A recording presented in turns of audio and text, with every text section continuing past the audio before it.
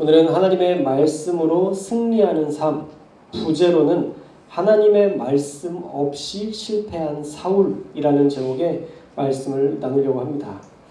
이스라엘은요, 사무엘이라는 사사를 마지막으로 이제 사울이라는 새로운 왕을 세웠습니다. 1절에 보면 사울이 왕이 될 때가 40세였다라고 말씀하시는데 이것도 학자들마다 왕이 될 때가 40세다, 30세다 이것들이 분분합니다. 그런데 원문에 보면 그리고 사울이 왕이 된 때가 1살이다. 사실 원문에는 이렇게 되어 있어요. 40세라고 되어 있지 않고 사울이 왕이 된 때가 1살이다. 1살 때 왕이 됐다는 게 아니라 이제 사울이 왕으로서 이스라엘을 다스린 지 1년이 되었다. 그런 의미죠. 1년이 되었다. 그리고 그가 이스라엘을 다스린 지 2년이 되던 때에 라고 1절 말씀을 해석하는 게 바람직한 해석이에요. 그래서 사울이 40세가 맞냐 30세가 맞냐 그건 신학자들이 따지게 하는 게 좋을 것 같고요.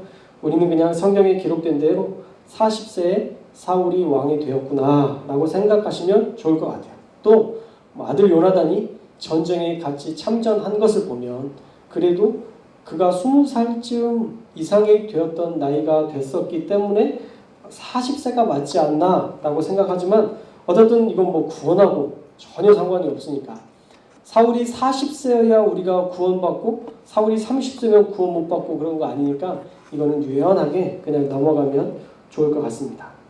어쨌든 그렇게 통치 2년에 사울이 군사 3,000명을 모집합니다. 그래서 2,000명은 사울이 1,000명은 요나단이 이끌게 하고 남은 사람들은 다 돌려보냈어요. 그런데 이 병사들은 갑자기 왜 모집을 했을까? 성경에 보면 왜 모집했는지는 사실 나오지 않습니다. 그런데 원문으로 보면요, 자기를 위하여 이스라엘 사람 3,000명을 택했다라고 되어 있거든요. 원문에 보면 자기를 위해서 이스라엘 사람 3,000명을 택했으니까 이 사람들은 전쟁을 위한 목적으로 징집한 게 아니라 근위병, 자기를 지키는 근위병을 위해서 군사 징집을 한 것이라고 볼 수 있어요. 그런데 3절에 보니까 느닷없이 요나단이요, 게바에 있는 블레셋 사람들의 수비를 공격해요. 아직까지도 왜 전쟁을 벌이고 있는지 나오지 않고 있죠. 그리고 사울이 온 땅에 나팔을 불어서, 사울이 직접 분 건 아니겠죠. 나팔수가 온 땅에 불게 해서 전쟁을 위해서 히브리 사람들을 이제 다시 모집하기 시작했습니다. 그런데 큰일 났어요. 큰일 났습니다. 지금 블레셋을 잘못 건드린 거예요. 지금의 블레셋은요, 계속적으로 말씀하지만 철기 문명으로 무장된 강력한 나라였어요. 그래서 철기 문명이 다른 문명에게 넘어가지 않도록 철저히 철기 기술을 이 블레셋이 고립시켜서 이 철기 문명은 블레셋만이 가지고 있었던 그런 무기였습니다. 그래서 강력한 능력을 유지하고 있었죠. 천하된 무기로 그 당시 주변 국가를 두려움에 떨게 했던 나라입니다. 사실 이스라엘이 상대할 만한 만만한 상대는 아니었던 거죠.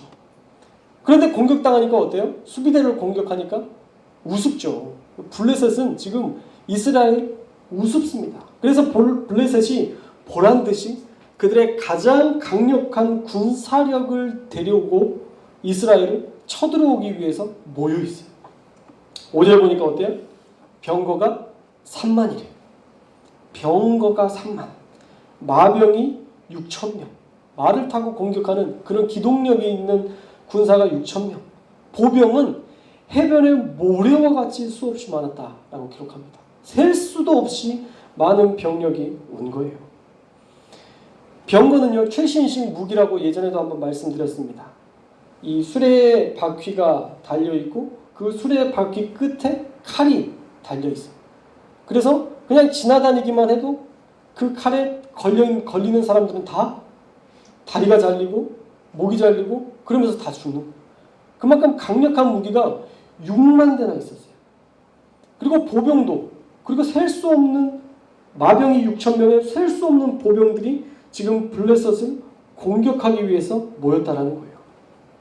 심각했죠. 이렇게까지 강력하게 나올 줄 몰랐는데 지금 사울이 착각한 겁니다.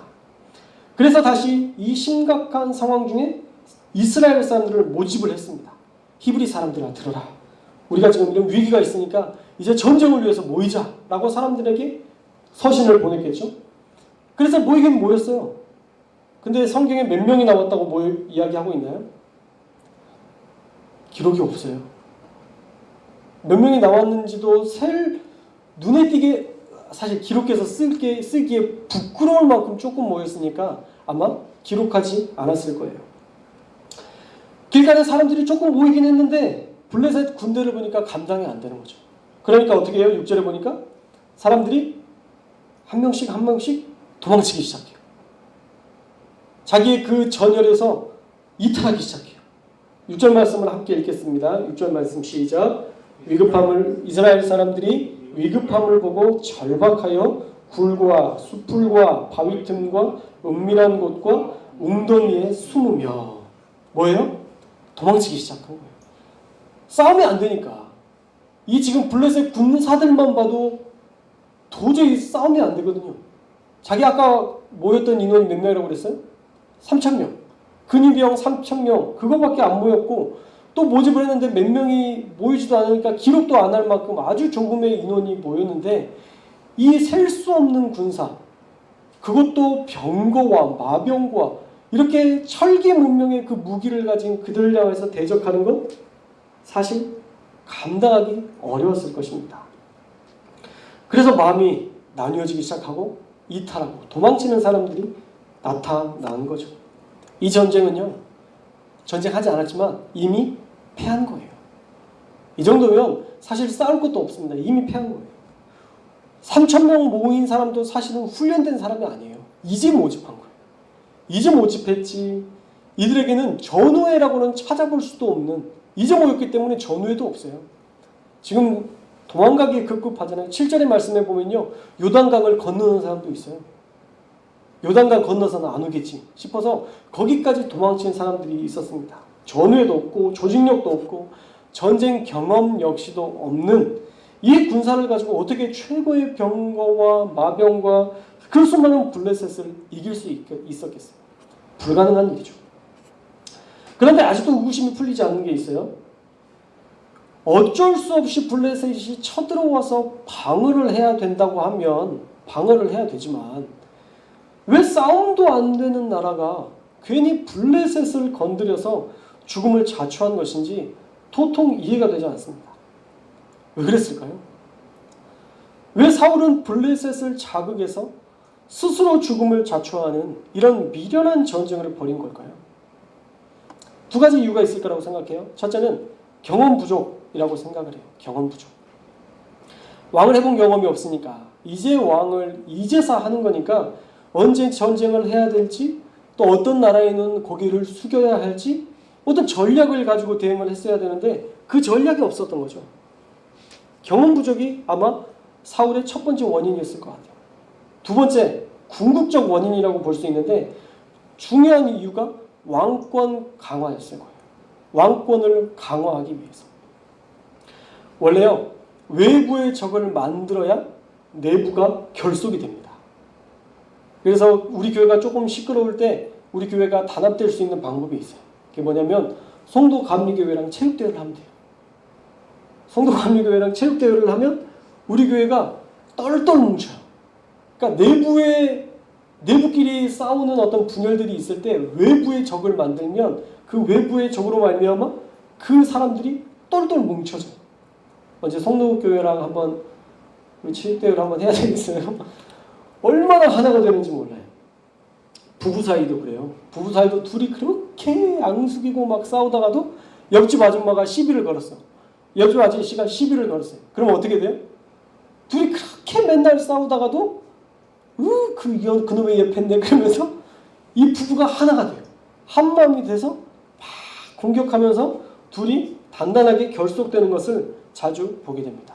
그래서 외부의 적을 만들어서 내부를 굳건하게 하는 것, 이것이 정치적인 전략이기도 해요. 교회에서도 가끔 그런 실수를 합니다. 국가를 적으로 만들어서 내부를 하나로 결집하려는 일들을 하기도 해요. 좀 수준 낮은 전략적 행동인데 교회는요 절대 그래서는 안 됩니다. 교회는 사랑이라는 핵심 원리를 가지고 교회가 세상 가운데에서 움직여져야지 이상한 동력을 만들어서 하나가 되려는 이런 억지스러운 행동은 결국 사회에서 왕따 되는 지름길이 되고 말아요. 요즘 전염병 때문에, 이 바이러스 때문에 정말 교회가 많은 욕을 먹고 있는 상황인데, 초창기 기독교, 우리나라의 초창기 기독교의 모습이 어땠는지 아세요? 차이나는 클라스라는 그런 다큐멘터리에 김학래라는 어떤 그 연세대학교 교수가 나와서 강의를 했었어요. 한국 교회, 종교 이대로 좋은가? 이런 것들에 대해서 이야기하면서 한국 교회가 어떠했는지를 알려주는데, 전염병은요 계속 있었어요. 지금까지 한 번도 전염병이 없었던 적이 없었고, 스페인 독감으로 2천만 명이 죽고, 그 당시에도 1945년인가 그 즈음에 있었던 그 스페인 독감을 통해서 그렇게 많은 사람들이 죽어나갔던 그런 전례가 있었어요. 우리나라 초창기에도 천연두와 그런 많은 질병들이 있었잖아요. 천연두가 있었을 때 한국의 기독교가 어떻게 했는지 아세요? 세문안교회를 중심으로 해서 교회가 세워졌는데, 언더우드 선교사와 그 아펜젤러 선교사를 중심으로 한 어떤 교회가 그 안에 세워졌었는데, 그때 천연두가 있는데 옮게 되는데 누가 그 환자들을 옮기려고 하겠어요? 그죠? 내가 이 천연두 걸린 사람들을 병원에 데리고 가면 내가 죽게 생겼는데 누가 옮기려고 하겠어요? 아무도 하지 않았을 때 세문안교회 청년들이 이 천연두에 걸린 사람들을 나르는 일들을 해요. 자발적으로. 가장 위기의 순간에 교회는 사람을 살리는 일을 했다는 거죠. 피하지 않고 오히려. 그래서 많은 사람들에게 얼마나 칭찬을 들었는지 아세요? 한국 교회가 전염병이 있었을 때 그렇게 두 팔 걷어붙이고 그들을 살리는 일에 목숨 걸어서 칭찬을 듣고, 그 이후에 많은 사람들이 그리스도인으로 개종되는 한국 교회에 큰 부흥이 일어나는 역사들이 있었어요. 지금처럼 잘못된 방법으로 국가와 싸우고 뭔가 우리의 예배를 살리기 위해서 다른 사람들이 전염돼도 상관없다는 식의 그런 잘못된 행동들은 기독교가 해야 될 바른 모습이 절대 아니에요. 사랑하는 여러분, 아마 여러분들에게 교회 다니는 것에 대해서 비난할 수도 있을 거예요. 교회 때문에요 지금 전염병이 돌고 난리가 아니다. 여러분 그런 얘기 자주 듣죠? 그래도 싸우지 마세요.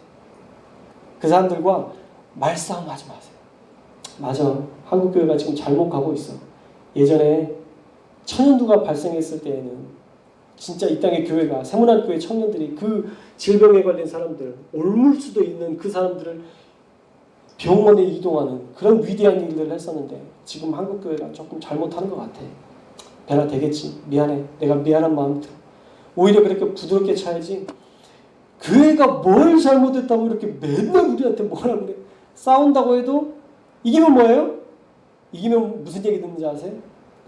교회 다녀도 성격 더럽다는 얘기밖에 안 들어. 그래서 우리는 싸우지 말아야 돼. 싸울 필요도 없어요. 우리는 그냥 용납하고, 그들이 비난하면 들어주고, 그들이 어딘가는 호소하고 싶은 생각이 들어서 얘기하는 걸 거 아니에요. 그냥 들어주고, 미안해. 한국교회가 잘못하고 있는 것 같아. 미안해.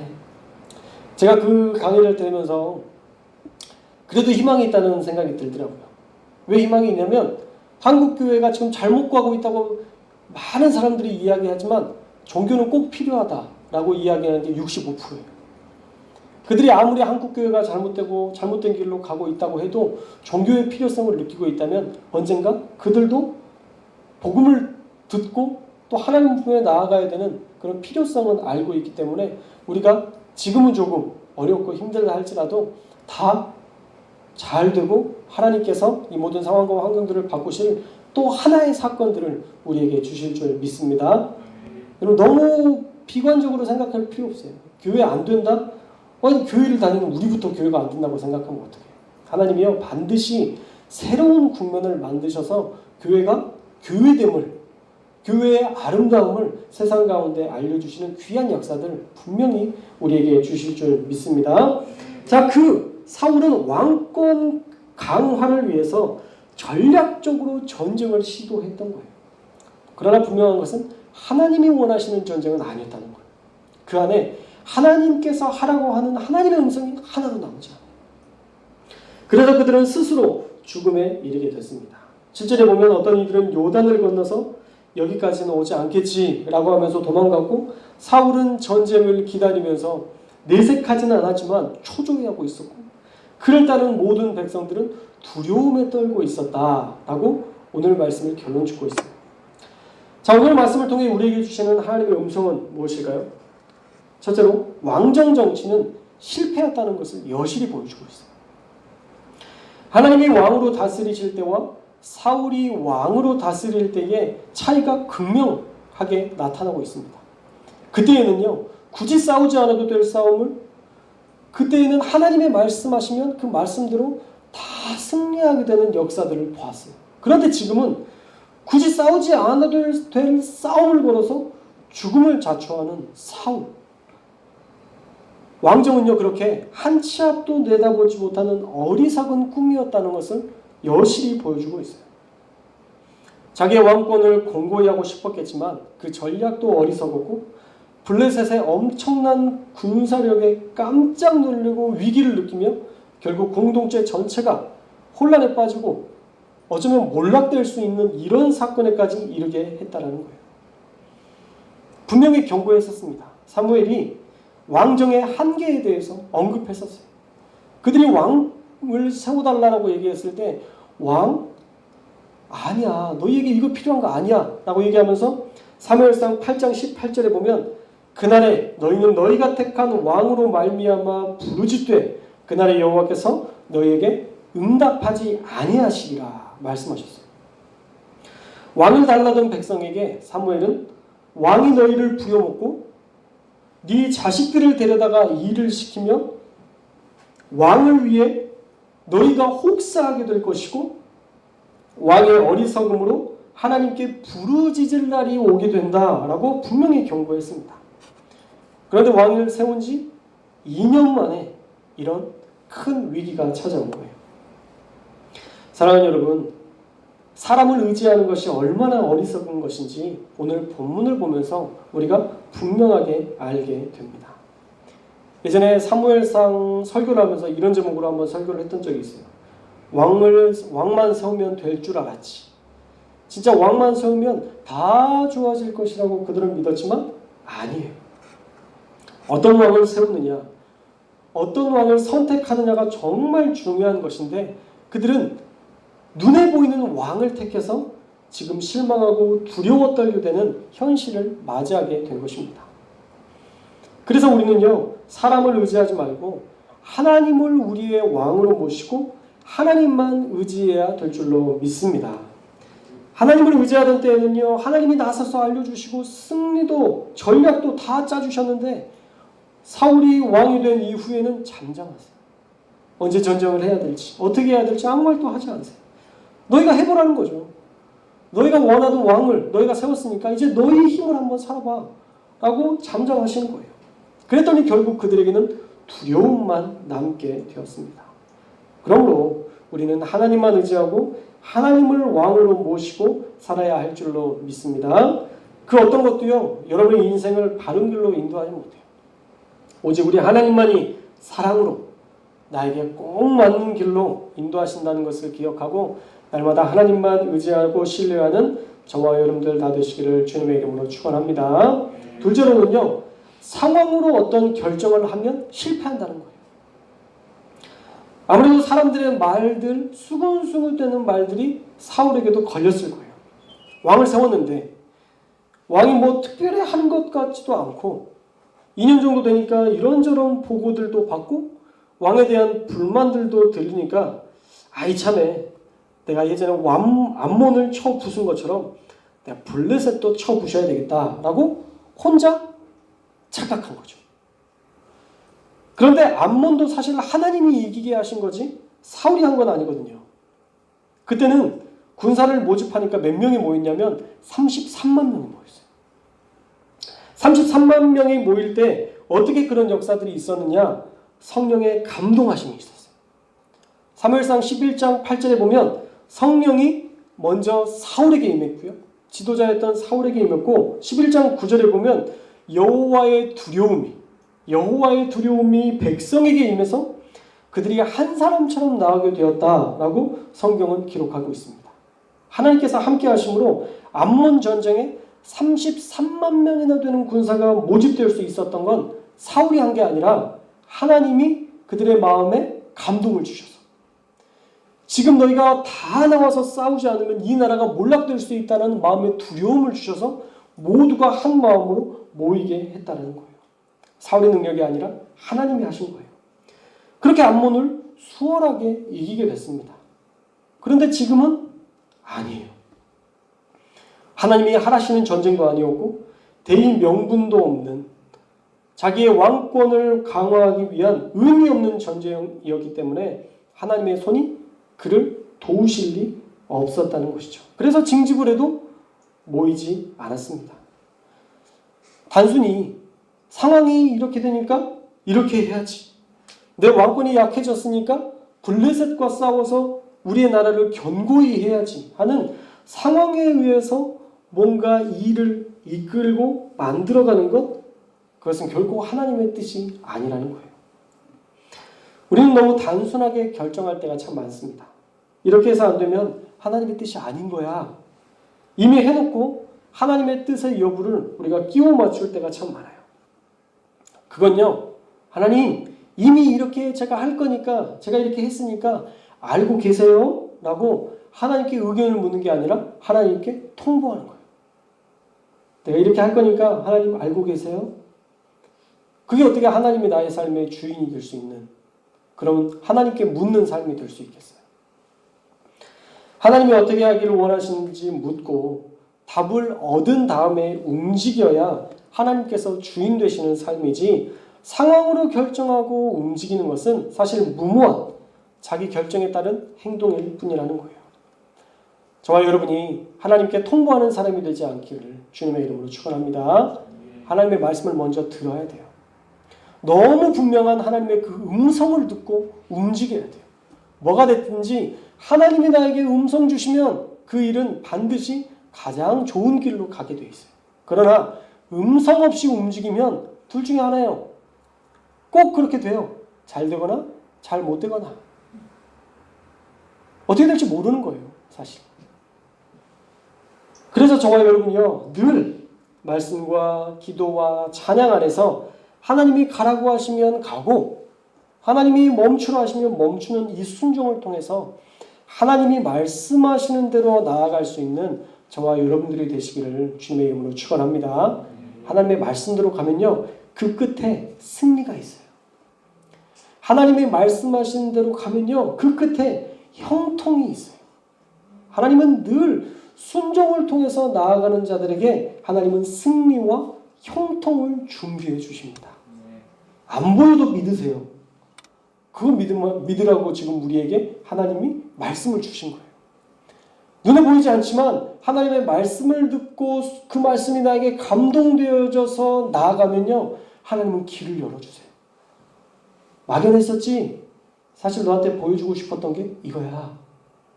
막연함이 아니라 분명한 것을 우리에게 어느 순간 확 보여주실 때가 있어요. 그래서 상황이 아니라 말씀으로 움직여야 됩니다. 오늘 사울의 삶을 보니까요, 상황에 따라 움직였어요. 하나님의 말씀이 없어도 이렇게 하면 되겠지라고 머릿속으로 생각한 것들을 실천해봤지만 지금 그 실천이 오히려 이스라엘 전체를 위기에 빠지게 만드는 가장 잘못된 결정을 했다라는 거예요. 그래서 저와 여러분이 상황을 가지고 결정하지 말고 하나님의 말씀으로 결정하는 저와 여러분들이 되시기를 축원합니다.